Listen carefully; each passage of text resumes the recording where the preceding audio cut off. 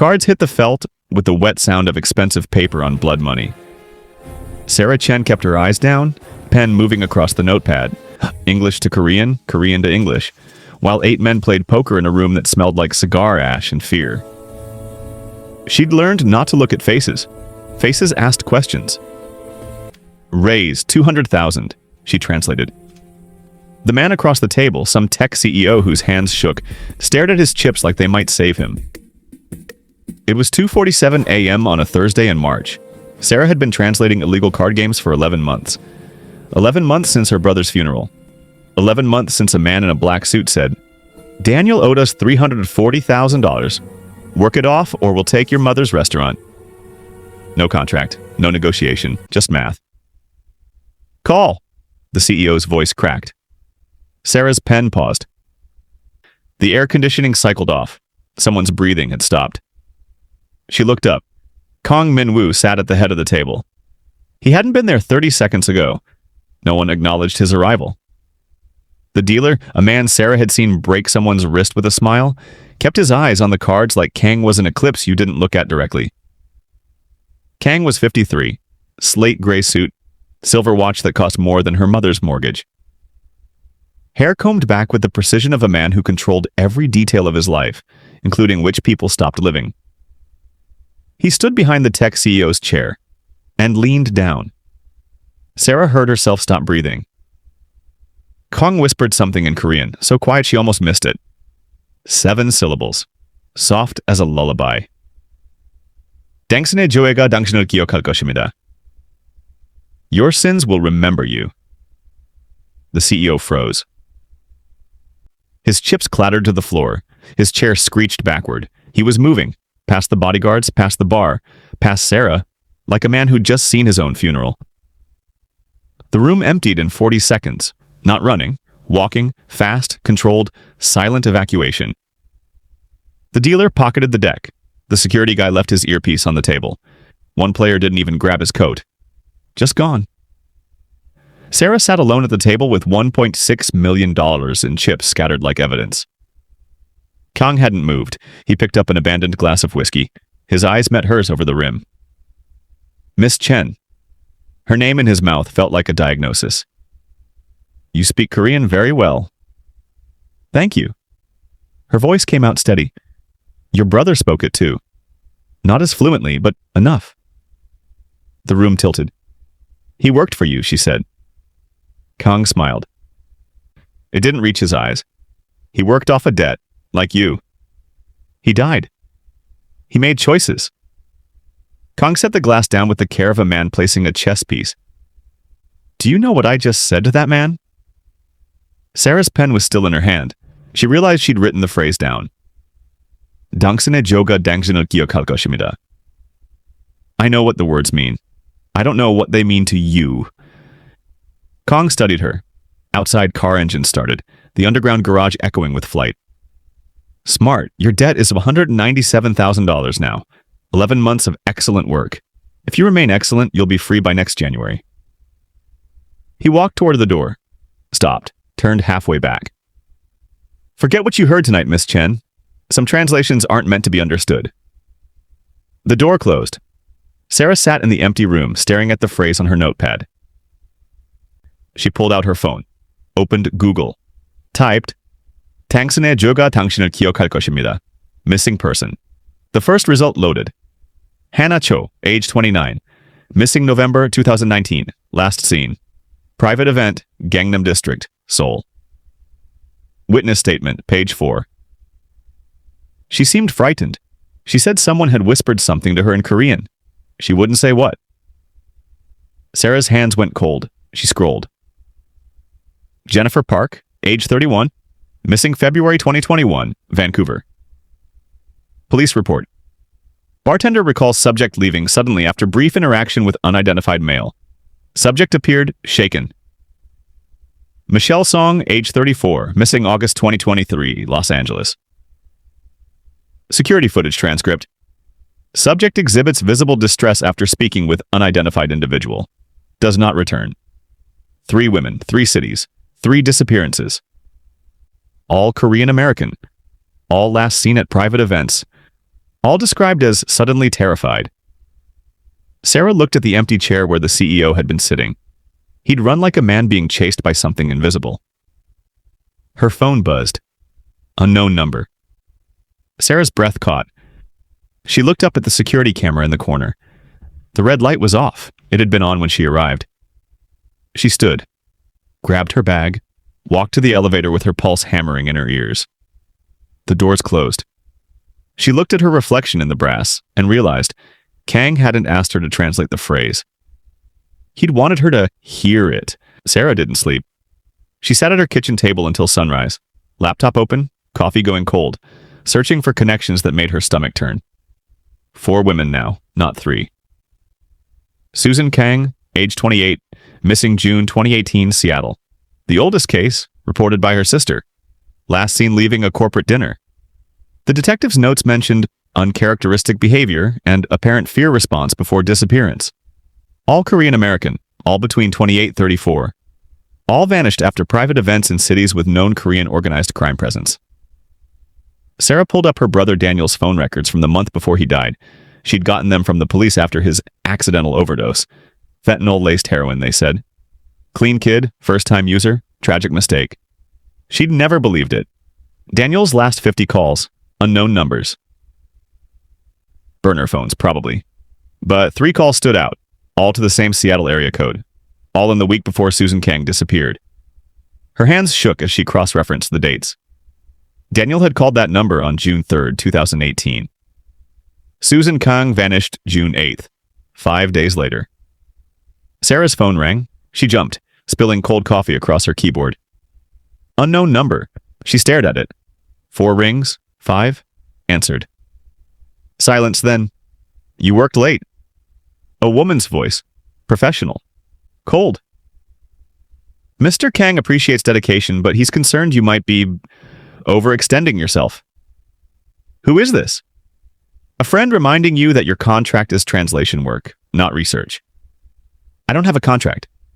Exactly. The line went dead. Sarah's apartment suddenly felt smaller. 3rd floor walk-up in Koreatown. No doorman. Fire escape outside her window. She'd never thought about how easy it would be for someone to stop. She closed the laptop, grabbed her jacket. She needed to move, to think somewhere that wasn't these 4 walls closing in. The subway was packed with morning commuters. Sarah stood pressed against the door, watching her reflection in the black window. Searching for cars that followed too long, faces that appeared twice. She got off at Brooklyn Bridge City Hall, walked to the municipal archives. The reading room smelled like old paper and bureaucratic indifference.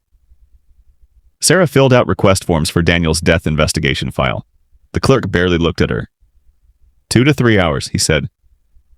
Sarah waited in a corner, watching the door. 11 months since the funeral. She'd been so numb then, planning the service, lying to their mother about the debt, accepting that black-suited man's offer because what choice did she have? She'd never asked what Daniel had actually done for them. Just translated, she'd assumed. Like her. At 11:47 a.m., the clerk brought a thin manila folder. That's it? Sarah asked. Closed case. OD. Not much to investigate. She opened it. Autopsy report. Fentanyl poisoning. Time of death between 2 and 4 a.m. Location, his apartment. No signs of struggle. Needle marks consistent with injection. Toxicology showed no prior drug use, but the detective had noted victim had significant gambling debts. Drug use possibly stress-related. Gambling debts, $340,000. She'd never asked who he owed. The next page made her vision blur. Personal effects inventory. 1 item circled in red pen. Sarah's pulse hammered. Where's the notebook? The clerk shrugged. Evidence room, maybe? If it's not here, probably destroyed. Closed cases get purged after a year. This closed 11 months ago. Then you got lucky. Or unlucky, depending. Sarah photographed every page, left the archives, walked 6 blocks before she felt safe enough to stop. She pulled up the photos on her phone. The detective's notes, page 3. Victim's notebook contains names, dates, locations in Korean. Appears to be tracking something. Translator hired. See attached. Attached translation, stamped NYPD, dated 3 days after Daniel's death. List appears to track women's movements, multiple cities, possible stalking behavior or obsession. No clear criminal intent identified. Notebook coded, not all entries translated. Sarah zoomed in on the photocopy of Daniel's handwriting. Her brother's messy Korean scrawl. Lists of names: Hannah Cho, Jennifer Park, Susan Kang, Michelle Song, and beside each name, dates, locations. The same phrase repeated like a prayer. 당신의 죄가 당신을 기억할 것입니다. Your sins will remember you. Her phone buzzed. Text from her mother. Sarah, yeah, strange men asking about you at restaurant. Said they were insurance. I told them nothing. Call me. Sarah's breath stopped. She looked up. Across the street, a man in a black suit leaned against a car. Watching her, he smiled and pulled out his phone. Sarah didn't go home. She took 3 different trains, doubled back twice, and ended up at a 24-hour internet cafe in Flushing, where nobody asked questions and everyone paid cash.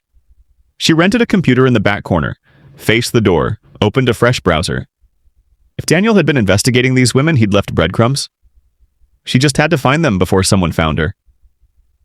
She started with Hannah Cho, the first disappearance or the first one Sarah had found.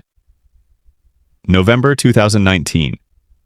Seoul, Hannah's sister had created a Facebook page. Find Hannah Cho. Last updated 2 years ago. The posts were desperate, then angry, then just empty. Sarah scrolled through photos.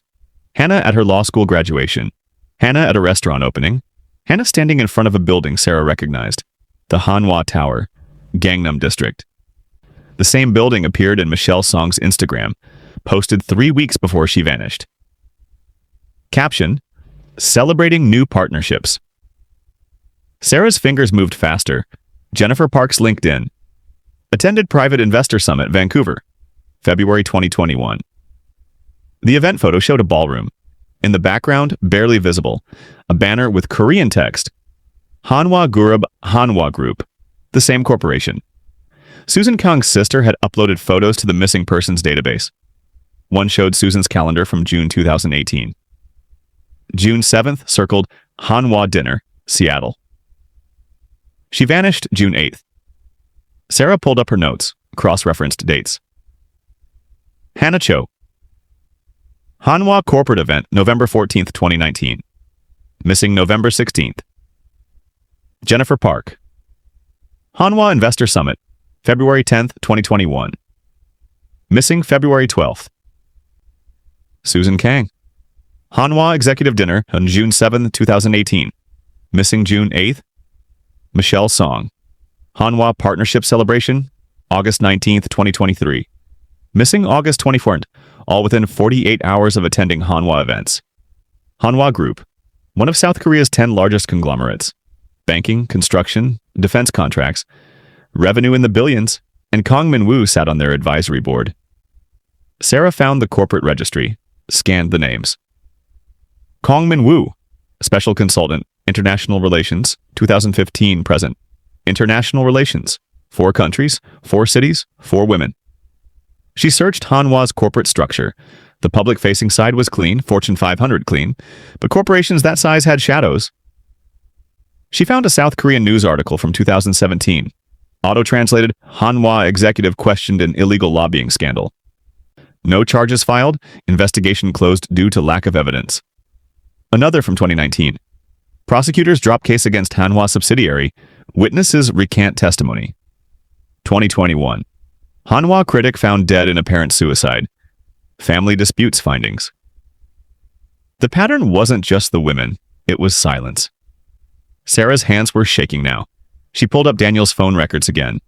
Those Seattle calls, June 2018. She ran the number through a reverse lookup. Law offices of Patricia Webb, Seattle, WA, Criminal Defense. Sarah called. 4 rings. Voicemail. Professional. Clipped. You've reached Patricia Webb. I'm not taking new clients. Don't leave a message. She hung up. Googled the lawyer. Patricia Webb, former federal prosecutor, specialized in organized crime and RICO cases. Left the DA's office in 2018. Started private practice. No public cases since. Her law firm website was a single page. No contact info. No case history. Just services by referral only. Sarah searched news archives, found one article, small local paper. March 2018. Prosecutor Patricia Webb resigns amid controversial investigation into corporate corruption ties. Webb declined comment. March 2018. 3 months before Susan Kang disappeared. 3 months before Daniel called her office 50 times. Sarah pulled up Daniel's notebook photos again. Zoomed in on the entries he'd coded. Not all Korean, some English. Abbreviations. PW, no response. PW, threatened. PW, gone dark. HG connected, proof needed. SK last chance. SK, Susan Kang. Her brother had known Susan was in danger. He tried to warn someone, Patricia Webb probably, and 2 months later, Susan vanished. 5 months after that, Daniel was dead. Sarah's screen went black. She looked up. The cafe manager stood beside her terminal. He wasn't looking at her. He was looking at the door, where 2 men in dark suits had just walked in. They weren't hiding, weren't pretending to be customers. Just standing there, blocking the exit. The manager leaned down, whispered in Mandarin. Back door, through the kitchen, 30 seconds, go. Sarah grabbed her bag. Didn't run, walked. Past the rows of screens through the employee door, into a kitchen that smelled like instant noodles and burnt rice. The back exit opened into an alley. She ran, behind her, shouting, footsteps. She turned onto the main street, flagged a taxi, threw cash at the driver. Drive, anywhere, now. The car pulled away. Sarah looked back. The 2 men stood on the sidewalk, not chasing, just watching. One of them raised his phone, took a photo. Sarah's phone buzzed. Unknown number. A photo attachment, her mother. Standing outside her restaurant, locking the door, and beside the image, one line of text. Sarah got out of the taxi 12 blocks from her mother's restaurant. Walked the rest. Checked every reflection. Every car. Every face that looked twice. Her mother's place, Amma's kitchen, sat wedged between a dry cleaner and a pharmacy in a neighborhood that had been gentrifying for a decade but never quite made it. The lights were off. Door locked. Sarah had a key. Inside smelled like sesame oil and her childhood. She locked the door behind her, pulled the shades, sat in the dark and called her mother. Sarah, ya! Her mother's voice was worried. Rapid-fire Korean. Where are you, those men? I'm fine. Where are you? At Mrs. Kim's. She's making me stay. Says those men looked like trouble. A pause. What did you do? Nothing, Amma. Insurance mix-up. I'll handle it. You sound like your brother before... Her mother's voice cracked. Come here, please. Tomorrow, I promise. Lock the doors. Don't open for anyone. She hung up before her mother could argue. Sat in the silence.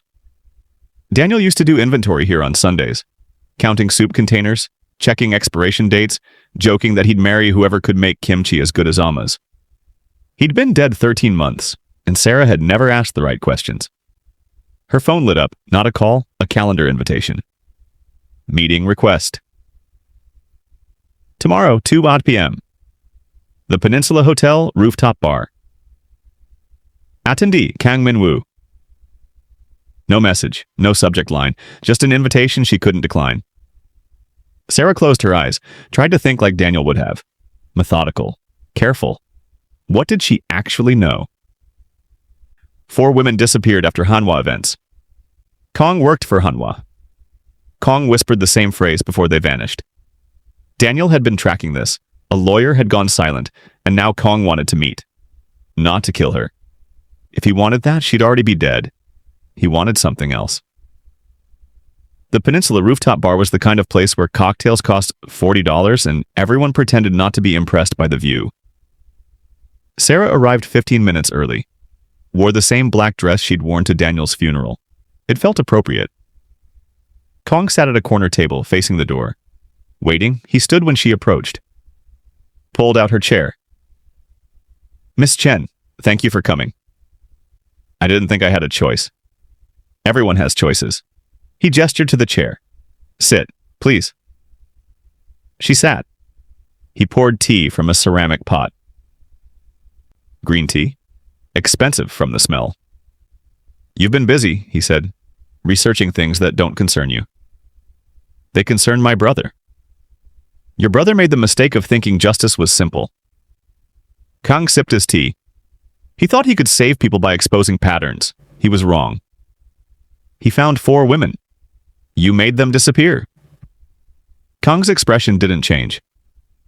"I made nothing disappear. I am a consultant. I facilitate conversations.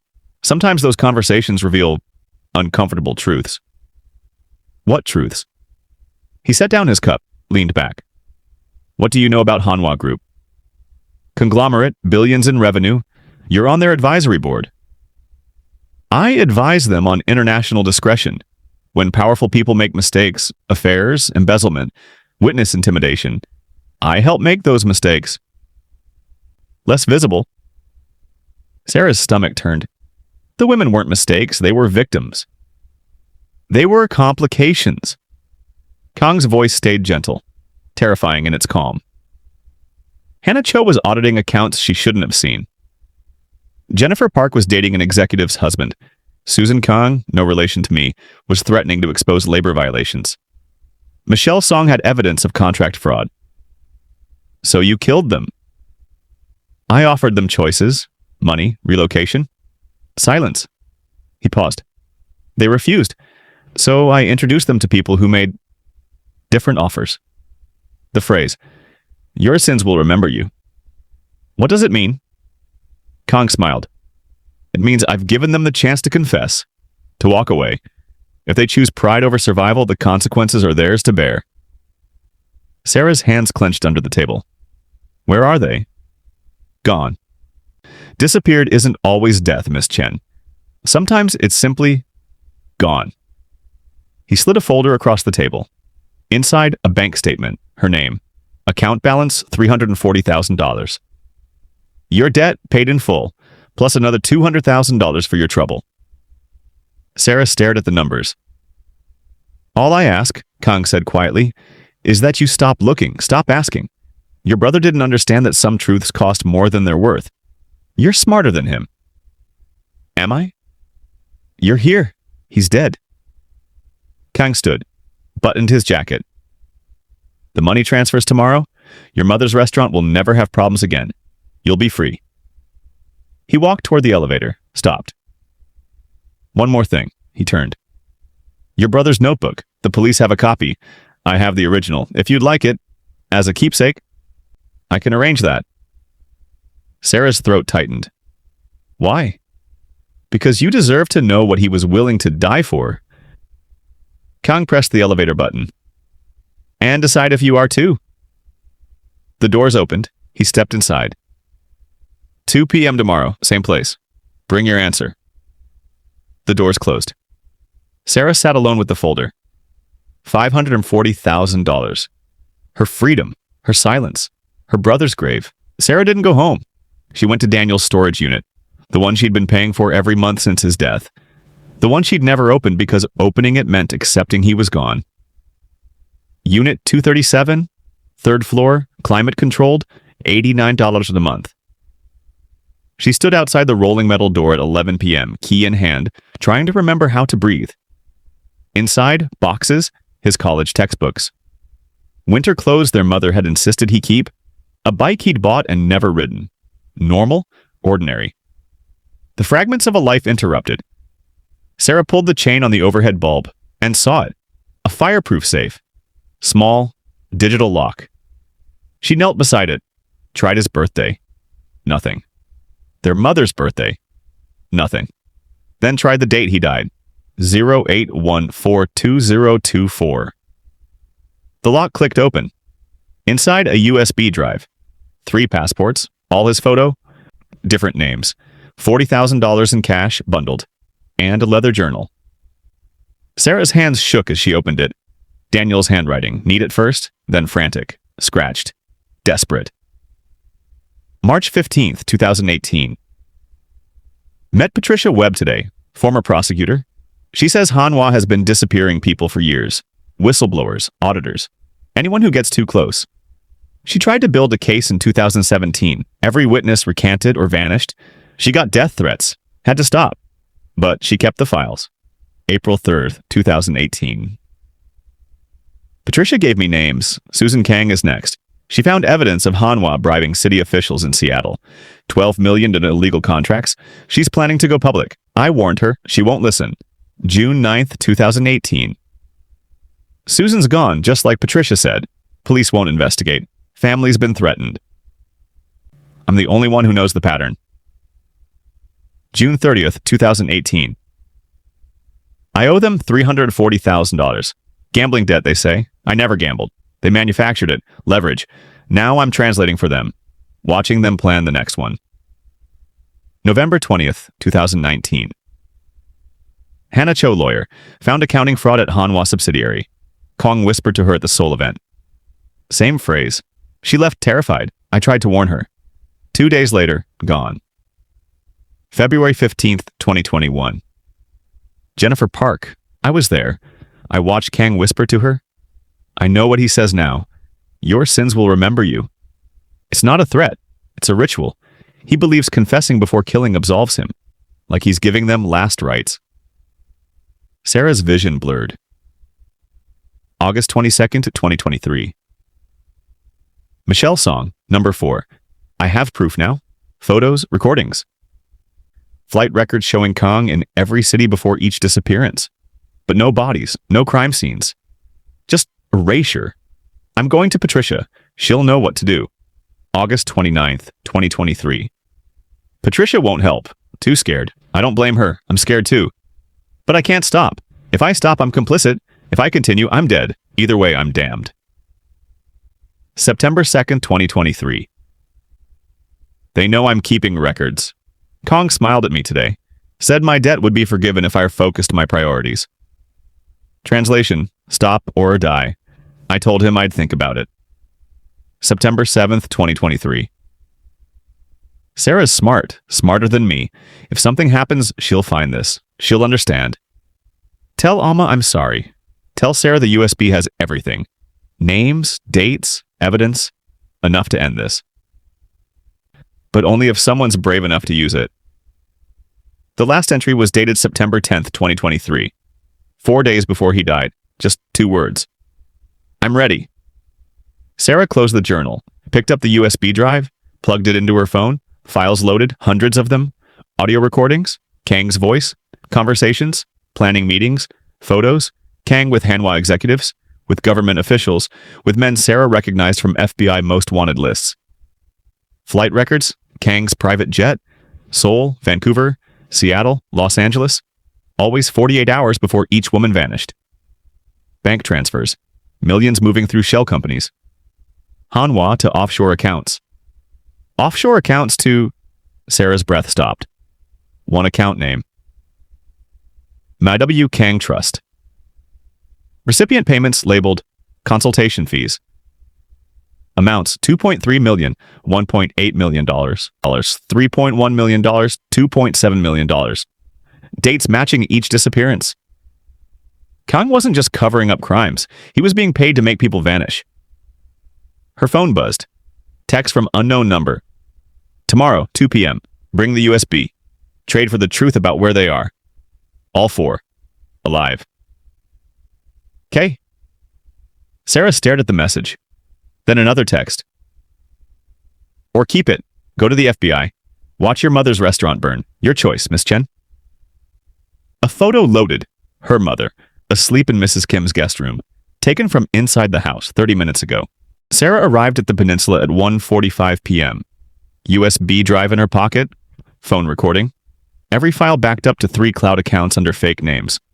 If she disappeared, someone would find it eventually. Maybe? Kang sat at the same table. Same tea. Same terrifying calm. She sat without waiting for the gesture. You have it? He asked. Sarah placed the USB on the table. You have them? All 4? Alive? Yes. Prove it. Kang pulled out his phone, turned the screen toward her. Video. Live feed. 4 women in a room. Clean, well lit. Each sitting on a bed. Each looking at a camera. Hannah Cho, Jennifer Park, Susan Kang, Michelle Song, Older, thinner, haunted, but alive. Sarah's hands clenched. Where are they? Somewhere safe. Somewhere no one will find them unless I permit it. Kang set the phone down. They're comfortable. Fed. Medical care when needed. They even have books, television. Not prisoners, Miss Chen. Guests who overstayed their welcome. You're insane. I'm practical. He sipped his tea. They each knew something that could cost Hanwha billions. Lawsuits, criminal charges, collapsed contracts. Killing them would create investigations, bodies, evidence. But disappearance? People vanish every day, especially women who've made powerful enemies. Why keep them alive? Insurance. Kang's expression didn't change. If anyone ever comes too close, FBI, journalists, prosecutors, I can produce them. Alive, recanting their accusations, saying they fled abusive relationships or needed fresh starts. Who investigates a happy ending? Sarah felt sick. They'd never do that. After 6 years? Kang leaned forward. Hannah would do anything to see her sister again. Jennifer's mother had a stroke last year. She doesn't know if she's alive. Susan's daughter just turned 9. Michelle's father has dementia. Time breaks everyone, Miss Chen. Eventually, they'll say whatever I need them to say. You're a monster. I'm a businessman. He gestured to the USB. Your brother understood that. Toward the end, I offered him the same deal I'm offering you. Sarah's blood went cold. What deal? Join me, work for me. Not as a translator, as an investigator. Your brother had a gift for finding problems before they became catastrophes. You have the same gift, maybe better. Daniel would never... He considered it. Kang's voice was soft, gentle. The night he died, we had a long conversation. He was tired, scared. He wanted to save those women, but he also wanted to save your mother. Save you. I told him he could do both. Work for me. Help me identify problems early before anyone had to disappear. Sarah couldn't breathe. He refused. He asked for time to think. Kang paused. 3 hours later, he overdosed. You killed him. I gave him a choice. He made it. The rooftop spun. But you're smarter than Daniel, Kang continued. You've already backed up those files, sent them somewhere I can't reach immediately. You're not here to surrender evidence. You're here to negotiate terms. He was right. Sarah forced her voice steady. I want them released, all 4. Public statements saying they're safe. Families reunited. Impossible. Then I go to the FBI. And I kill your mother before you reach the street. Kang's tone didn't change. Still gentle, still calm. I don't make threats, Miss Chen. I state facts. Your mother dies. Those 4 women die. You die. And Hanwha's lawyers bury everything within a week. Corrupted evidence, unreliable witnesses. Your brother's criminal history, which I can manufacture. Nothing changes except more bodies. Then what do you want? You. He slid a contract across the table. 5 years, $500,000 annually. You work for me, identify risks. Help me solve problems before they require permanent solutions. You save lives, make money, keep your mother safe. Sarah stared at the paper. And if I refuse? Those women die tonight, your mother by tomorrow, you by the end of the week. Kang stood. But you won't refuse because you're not suicidal like your brother. You're a survivor. He walked toward the elevator. Stopped. The USB, keep it. Consider it a signing bonus. Proof that I trust you. Trust me? You could destroy me with those files, but you won't, because destroying me means killing 5 people you care about. He smiled. That's not evidence, Miss Chen. That's a leash. The elevator doors opened. You have 24 hours. Sign the contract or start planning funerals. He stepped inside. The doors closed. Sarah sat alone. The contract in front of her, the USB in her pocket, and her brother's last words echoing. I'm ready. Ready for what? To die? Or to make the choice no one else could? Sarah didn't sign. She went to Patricia Webb. It took 6 hours to find her. The law office was closed, the phone disconnected, but Daniel's journal had an address, handwritten on the margin of page 47. A townhouse in Tacoma, 2 hours north by train. Sarah knocked at 9 p.m. The woman who answered was 50-something. Gray hair pulled back, eyes that had seen too much and believed too little. Patricia Webb? Depends who's asking. Her hand stayed on the doorframe, blocking entry. My name is Sarah Chen, Daniel Chen's sister. Patricia's face went pale. Jesus, you shouldn't be here. I have his files, everything he collected. I need help. I can't. Patricia glanced past Sarah into the dark street. I told your brother no. I'm telling you the same. 4 women are alive. Kang's keeping them prisoner. I can prove it. Patricia's hand tightened on the door. Proof doesn't matter if you're dead. My brother died trying to stop this. Your brother died because he wouldn't listen. Patricia's voice cracked. I warned him. I told him Kang was untouchable. I had a case in 2017, witness testimony, financial records, everything. My star witness recanted the day before trial. My second witness drove into a lake. My third witness moved to Hong Kong and won't return calls. What about the evidence? Disappeared. Server breach at the DA's office. Every file corrupted. Backup drive stolen from my car. They're thorough, Miss Chen.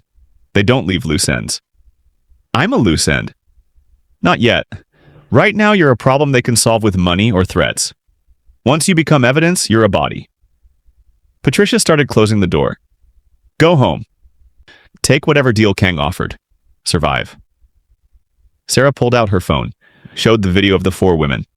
Patricia froze. They're alive, Sarah said. Hannah, Jennifer, Susan, Michelle, all alive. Kang keeps them as insurance. If I can find where, you'll die trying. But Patricia's eyes stayed on the screen. Hannah Cho was my law school roommate. I'm the one who told her to audit those accounts. I got her into this. Then help me get her out. Patricia stared at the video for a long moment, then opened the door wider. 10 minutes, that's all you get. Inside, Patricia's home looked like a fortress. Security cameras, reinforced locks, motion sensors on every window. I haven't left this house in 3 years, Patricia said. Groceries delivered, work from home. The world thinks I'm agoraphobic. Really, I'm just alive. She poured 2 whiskeys, slid one to Sarah. Your brother came here 6 times. Each time I said no. The last time, she drank. He said he'd found a way to locate the women, some property records. Shell companies Kang used. He thought if he could prove they were alive, the FBI would have to act. Did he find it? He said he was close. Then he died. Patricia's hand shook. I went to his funeral.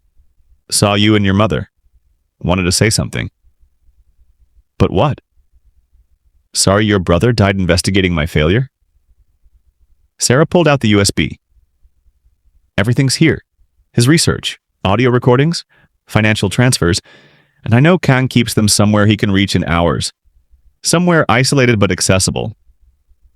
Patricia took the drive, plugged it into a laptop wrapped in what looked like a Faraday cage. Files loaded.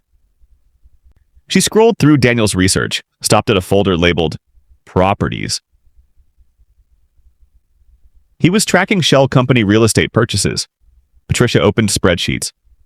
Kang uses different LLCs, MW Kang Trust, Pacific Holdings, Harmonia Group, all registered in Delaware, but they own property worldwide. She filtered by acquisition dates. Here, 12 properties purchased in the 5 years before the first disappearance. Remote locations, all with... She stopped. What? Soundproofing permits, security system installations, generators, water filtration. Patricia looked up. One property fits everything. Purchased 2016, upgraded 2018, 2019, 2021, and 2023. After each disappearance. Adding rooms, expanding capacity. Patricia pulled up satellite images. It's a compound, northern Washington, near the Canadian border. 40 acres, single access road. Sarah's heart hammered. That's where they are. Maybe, probably. Patricia closed the laptop. Doesn't matter, you can't go there. You call the FBI, Kang moves them before agents arrive. You go yourself, you die. What did Daniel plan to do? Patricia was quiet for a long moment, then reached under her desk, pulled out a box. Inside, a handgun, a police radio scanner, and a folded map with the location circled in red. Your brother was going to that compound. He was going to document everything. Live stream it so Kang couldn't make it disappear. Patricia's voice was barely a whisper. And he was ready to die doing it. Sarah stared at the box. Patricia pushed it across the table. Now you have to decide if you are too. Sarah drove north at 4 a.m. Rented car, cash, fake name. Phone left at Patricia's house, still pinging location in Tacoma. The gun sat in the passenger seat. She'd never fired one, hoped she wouldn't have to. The map led her to logging roads that barely existed, 40 miles from the nearest town, the kind of isolated that made people disappear even without help. She parked 2 miles out, hiked the rest. Dawn broke gray and cold through Douglas firs. Her breath fogged, boots crunching on frozen ground. The compound appeared through the trees like a wound. 12-foot fence, razor wire, cameras every 50 feet. A main building, converted warehouse maybe, and 3 smaller structures. Generator humming, satellite dish, no guards visible. That worried her more than if there were. Sarah circled the perimeter. Found what she was looking for on the east side, a drainage culvert cutting under the fence. Barely large enough. She crawled through mud and rotting leaves. Came up inside the fence line, waited, listened. Nothing. She moved toward the main building, stayed low, used the trees, a door, side entrance. No camera directly above, a blind spot, maybe intentional. She tried the handle. Unlocked, her pulse hammered. This was wrong, too easy. She opened the door anyway. Inside, a hallway, clean, fluorescent lights, smelled like disinfectant and recycled air. 4 doors, each with a small window. Sarah looked through the first, Hannah Cho, sitting on a bed. Reading? She looked up, saw Sarah, and her book dropped. Sarah tried the door, locked, electronic keypad. Hannah stood, came to the window. Her voice muffled through the door. Who are you? Sarah Chen, Daniel's sister. I'm getting you out. Hannah's eyes widened. Daniel, he tried to help me. Is he dead? 2 years ago. Hannah's face crumpled. You need to leave. Now. He knows you're here. Kang. This is a test. He does this. Lets people get inside, sees what they'll do, then... A voice behind Sarah. Then we see who's worth saving. She spun. Kang stood at the end of the hallway. No weapon, no guards, just him. Sarah's hand went to the gun in her jacket.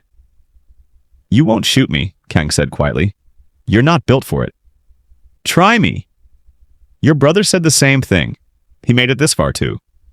Stood exactly where you're standing. Kong walked slowly forward. I gave him a choice. Shoot me and die with these women when my associates arrive. Or walk away and let me offer him something better. He chose to walk away? He chose to think about it. That's when I knew he'd never be useful to me. Hesitation is a fatal condition, Miss Chen. Kong stopped 10 feet away. But you came armed. You came alone. You disabled your phone. You're not here to negotiate. Sarah's hand tightened on the gun. I'm here to end this. By killing me? These doors are on a dead man's switch. My heartbeat stops. They seal. Ventilation cuts off. 4 women suffocate in 6 hours. He smiled. Or you could do what your brother couldn't. Make the hard choice. What choice? Kang gestured to the doors. I'll open them, right now. You take these 4 women, drive away. I won't stop you. Sarah's breath caught. What's the cost? You work for me 5 years like I offered. You help me identify problems before they become this. He gestured to the cells. You save lives, prevent disappearances, be the solution instead of another corpse. I become you. You become practical. Kong pulled a keycard from his pocket. Or refuse, I lock this building down. You all starve together. Very poetic, very pointless. Behind her, Hannah was crying. In the other cells, 3 more faces pressed against windows. Sarah pulled the gun, aimed at Kang's chest.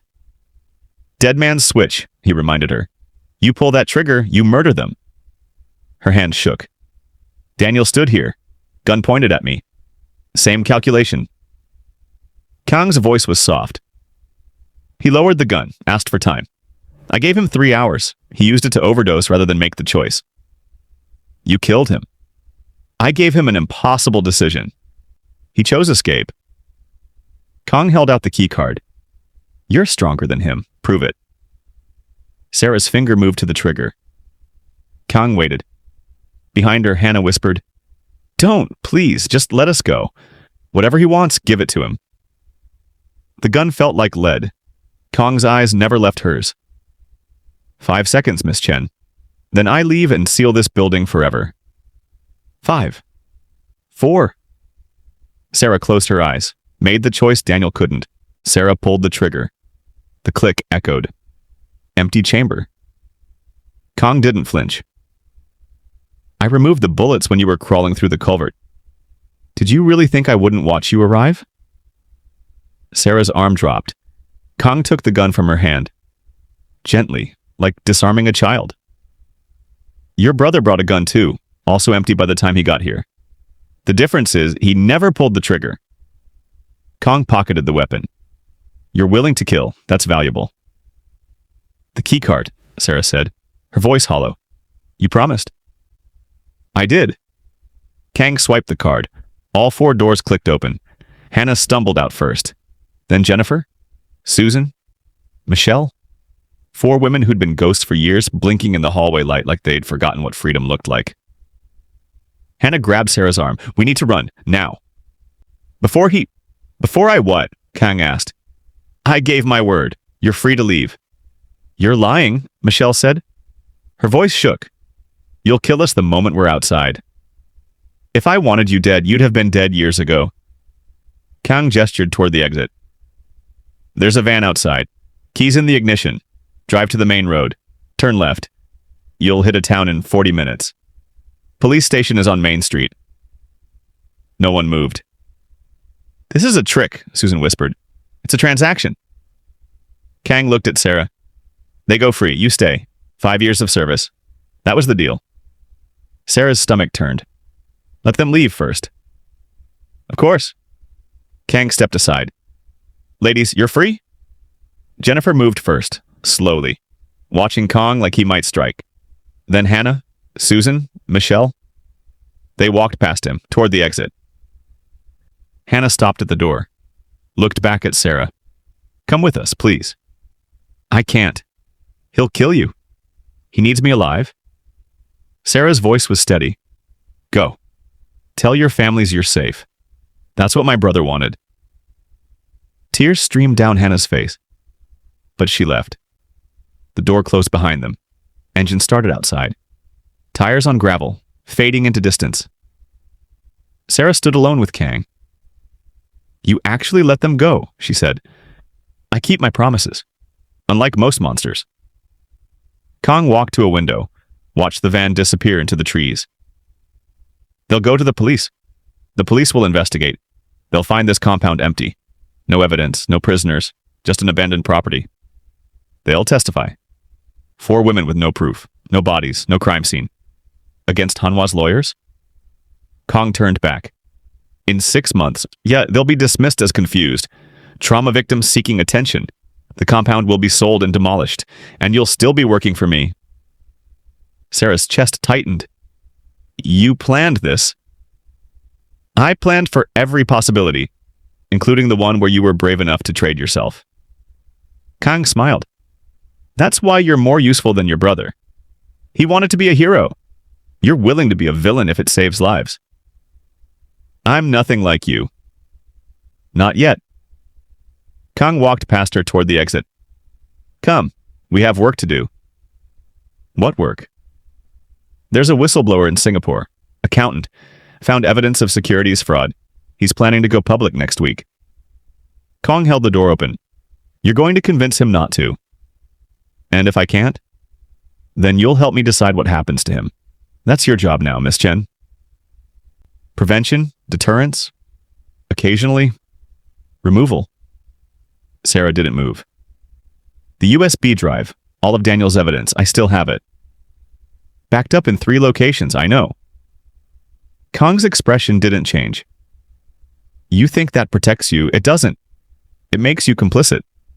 The moment you use it, you admit you traded 4 lives for evidence instead of trying to save them. The families will hate you. The media will crucify you, and I'll still walk free. He was right.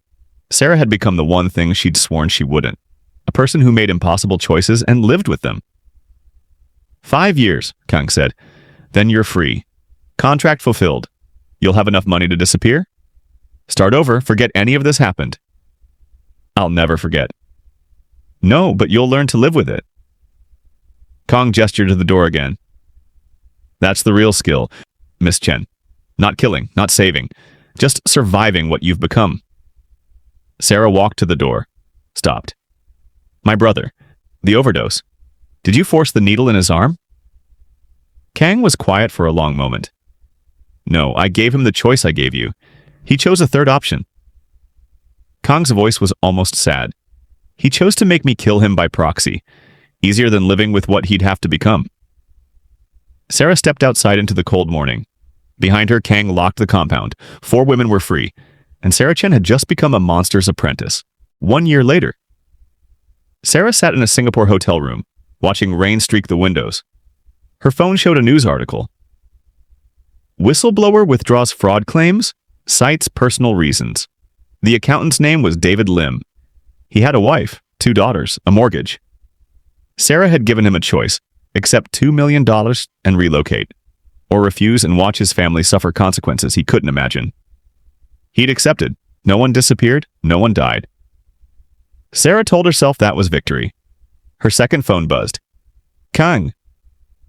Excellent work. Wire transfer approved. Enjoy your weekend.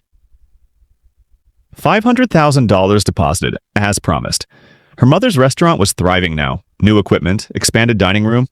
Mrs. Chen thought Sarah had gotten a consulting job. Good money. Lots of travel. She wasn't wrong. Sarah closed the laptop. Looked at her reflection in the dark window. She'd prevented 4 disappearances this year. Convinced 3 whistleblowers to stay silent. Relocated 2 witnesses.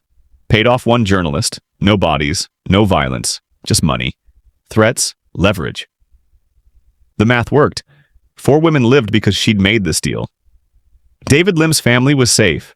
The world kept turning. But Sarah barely recognized the woman staring back at her. Her third phone, the one Kang didn't know about, sat in the hotel safe. The USB drive. Still backed up. Still hidden. Still useless. She'd tried twice to contact the FBI. Both times she'd stopped before sending. Because Kang was right. The evidence didn't matter without proof the women had been imprisoned. And now they were free. Living under new names, trying to forget. Hannah Cho was in Portland, working at a nonprofit. She'd sent Sarah 1 email. Thank you, I'm sorry. Please don't contact me again.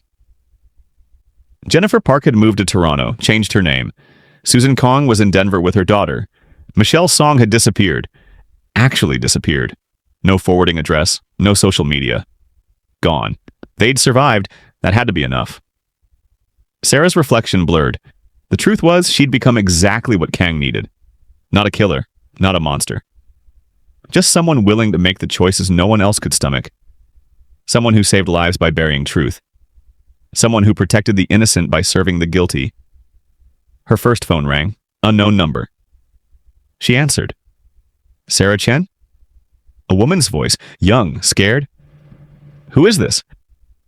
My name is Emily Park. Jennifer Park is my sister. A pause. She told me what you did. How you saved her. Sarah's chest tightened. Your sister shouldn't have... I need your help. My roommate, she works for Hanwha. She found something. Evidence of money laundering. She's planning to go to the SEC next week. But last night, someone followed her home. And this morning, a man in a suit offered her money to stay quiet. Sarah closed her eyes. Please, Emily whispered. I don't know who else to call. My sister said you're the only person who understands how this works, how to survive them. The hotel room felt smaller. Sarah could hang up, block the number, pretend she never heard this. Or she could do what she'd been doing for a year. Save a life by making a deal with the devil. What's your roommate's name? Sarah asked. Christine Wu. She's 29. She's terrified. She doesn't know what to do. 29. Same age Hannah Cho had been. Sarah opened her laptop, started a new file. Tell Christine not to go to the SEC. Not yet. I'll handle this. How? I know someone who can make this go away, but Christine has to trust me. Can she do that? Emily's voice cracked. Will she be safe? Sarah thought about the 4 women she'd freed, the 4 people she'd silenced this year, the impossible math of survival. Yes, Sarah lied. She'll be safe. She hung up, opened her secure message to Kang. New situation. Singapore resolved. Returning tomorrow. Need to discuss Hanwha internal matter. Christine Wu. His response came immediately. Already aware. Good timing. This one requires your personal touch. Sarah stared at the message. He'd known before Emily called he'd probably arranged the call. This was another test. Or maybe it was just the job now. She looked at Daniel's photo on her phone, the last one taken before he died. Smiling, innocent, still believing justice was possible. I'm sorry, she whispered to the screen, but she wasn't sorry enough to stop, because 4 years remained on her contract, and somewhere, Christine Wu was about to receive a phone call that would change her life. Sarah would give her the choice, money or truth, safety or principle, survival or soul. The same choice everyone got, the same choice that killed her brother, the same choice Sarah made every single day. She packed her bag, booked a flight home, and became once again the woman who saved lives by destroying them.